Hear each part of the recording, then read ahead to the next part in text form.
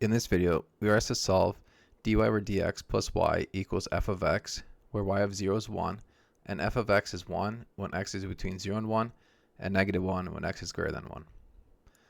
So this is a standard linear form. We want to define our integrating factor here, mu of x. That's just going to be e to the integral of p of x dx. And p of x here is going to be the coefficient of y, which is just 1. So the integration factor then is just e to the x. So this is what we're going to multiply both sides by. So the first case is looking at the interval from 0 to 1. Before we had dy over dx plus y equals 1, we multiply by our integrating factor. And notice on the left side, this is just a derivative of y times e to the x. And the right side is equal to e to the x. So in order to cancel out the derivative, we have to integrate both sides. So the integral and the derivative are just going to cancel, and we're left with y e to the x equals e to the x plus a constant.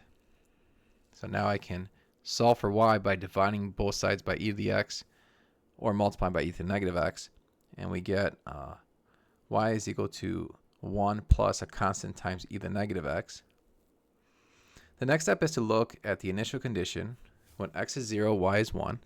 So we plug in x is 0, y is 1, and we get a constant of 0. So then this whole thing goes away, and we're left with y is equal to 1 when x is between 0 and 1. Now we want to look at the interval where x is greater than 1. Here, f of x is defined to be negative 1. So the right side over here, f of x is negative 1. And so we still multiply by the integration factor of e to the x. And when we do that, the left side is just a derivative of y times e to the x. And the right side is negative e to the x.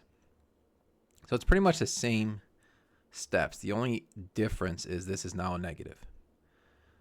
So we integrate both sides. We have y e to the x equals negative e to the x plus a constant.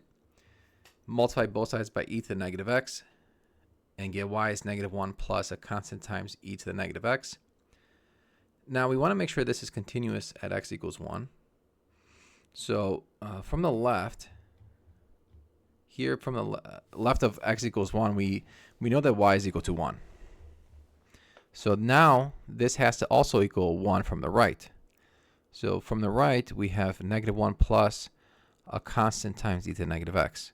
So when we're looking at x equals 1 here, we have negative 1 plus a constant times e to the negative 1.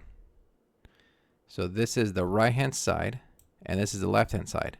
So in order to solve for the constant, I'm going to add both sides by 1, and then multiply by e. So we get the constant is 2e.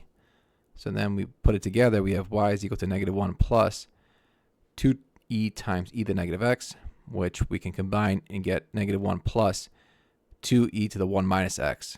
And so this is going to be the solution when x is greater than 1. And so this right here is going to be our final piecewise solution.